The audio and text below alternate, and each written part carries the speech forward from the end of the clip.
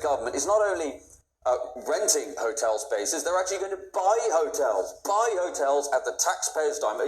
Can you just categorically deny that that is the case? That this government, this Labour government, is spending taxpayers' money purchasing hotels in order to house illegal immigrants and asylum seekers? We own government... Well, yes, I'm answering your question. We own government-owned temporary accommodation for when people are waiting for a decision. That is true, but... So you're not buying any more?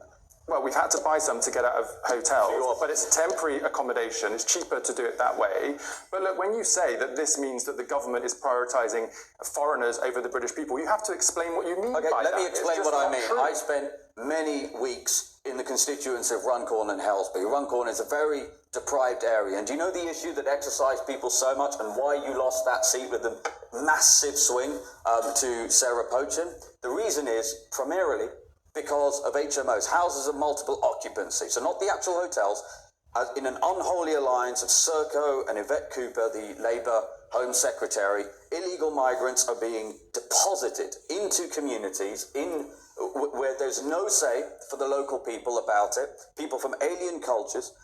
There's a lot of crime as a result of this. And what takes this to Bonneville levels of wickedry, there are Section 21 eviction notices being given to British tenants, including, and in my inbox I have examples of veterans, including one who is suffering PTSD, who received a Section 21 eviction notice because Serco, at the behest of the Home Office, at the behest of Keir Starmer, is offering 5 to 7 year contracts, 20 to 30% above market rates, to house illegal migrants and asylum seekers. And as a result of that, British people are being turfed out onto the street. There's nothing about that that's remotely acceptable, and it's why the social contract in this country is hanging by a thread. So, Zia, just be clear, because one of the things that your boss, Nigel Farage, has talked about is sending, if they come over on a boat, and you refer to it, Simon, if people come over in a boat, you turn it around and dump them back on the beach in France.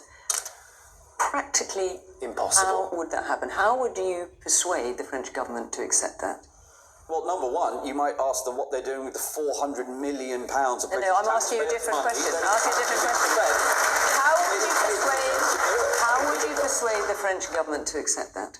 Well, I just answered you. The first thing I would say is, can we have our money back? That would be the first point. How would you persuade the government to accept that? So listen, there's a number of points here to be made. Firstly, you have to take away the incentive. That I agree with. You have to leave the ECHR. That I agree with. It'll never happen under the Tories. There's a reason it never happened is because the vast majority of Tory MPs are against. I've asked you a question here. Please answer. How would, it's a central part of your policy, as I understand it, you turn the boats around and deposit the people back on the beach in France, and France would just have to swallow that. How would you persuade them to do that? Well, listen, I will say this. If the Prime Minister of the United Kingdom is unwilling to have an extremely difficult conversation with the leader of France about the sovereignty of our territory, which is basically being overwhelmed and overrun on a daily basis as a result of the Channel, I don't know about what the Prime Minister would be willing to have a difficult conversation. Okay, so you don't know if you'd managed to persuade them or not. You can't be sure. Let's hear from our audience. A lot of hands up. Lots of hands up for lots of questions. This is absolutely great. Man in the chair, yeah. Human rights are human rights. Shame on you all. Shame on you for ditching it. The only way to sort immigration out is for you all to get together with all other countries to sort it out at source. There's people dying all the time. Man here. Zia, you pretend that Reform are a party for the working people. However, just in the last 2 weeks, Farage has gone on about looking at abortions. He's pro-Israel, which a lot of the British people are not for bombing Israel. I've seen racist tweets about the new Hermione. She's 11 years old from Reform supporters. You want to get rid of the NHS? Farage is on record saying that. Not really a party for the working people. You've got magic money tree policies. How are you going to fund public services? Now, see, I'm going to give you an opportunity to answer that because we're going to look into that in more detail. Yes, yes, with a grey fleece on, I think, or something. Yeah. I completely understand the point about not wanting to deposit children and babies back on the beach. I don't actually know what the number that we're paying France every year. It's quite a lot, I think, in millions. But I would have thought they should be paying us for every boat that leaves their shores and arrives here. Okay. Sarah, you've been very patient. Forgive me for not coming to you earlier. So, should asylum seekers be living in a free hotel in Blackpool? Not so we've got onto the wider point about illegal immigration more generally. Well, the reason we're in the situation that we're in is because the asylum backlog, the application for asylum, the backlog got so large under the previous Conservative government. It's still very large now. We have a lot of people in this country who are waiting a really long time for asylum decisions. I have in my constituency a hotel which has had asylum seekers in, and I've spoken to some of those people. They've reached out to me as their local MPs. Some of them have been waiting over 2 years. And you know, that is simply unacceptable. And to talk about incentives, I think for some people, the thought that they could just live here for 2 years, you know, for the next 2 years of their life, actually, if it's going to take us that long, it's not really surprising that some people might regard that as a bit of an incentive. We urgently need to get that down, the amount of time that it takes for the Home Office, for the Border Force, whoever it is, to make those decisions, and to either then enable people to stay if they have a right to be here, or to return them. Because apart from anything else, when they're stuck in those hotels, and I have spoken to some of them in my constituency, some of them have fled, you know, unimaginable horror, but they're actually bringing with them skills, professional experience. I've been quite dismayed to find how many healthcare workers there are when we have massive shortages in our local hospital, but we don't allow them to work. But wouldn't that be even more of an incentive if we did? Well, my point is we need to bring down the length of time that it takes. But if it's going to take, if they're going to be here, then actually why not be making a contribution while they're here? So that's something that the Liberal Democrats are pushing for. But more than anything, as I say, we need to bring down the amount of time that it takes to process their applications. But I've got to say, let's not demean ourselves. While they're here, while we are dealing with their applications as quickly as we possibly can we not demean ourselves by pretending that they're aliens? These are human beings, and it is beneath us to treat them in the way that Zia is suggesting. Let's take another question. And Zia, you'll have a chance to reply to some points that have been made. Felix August. There you are. So, Reform UK have got 10 councils here, including here in Blackpool.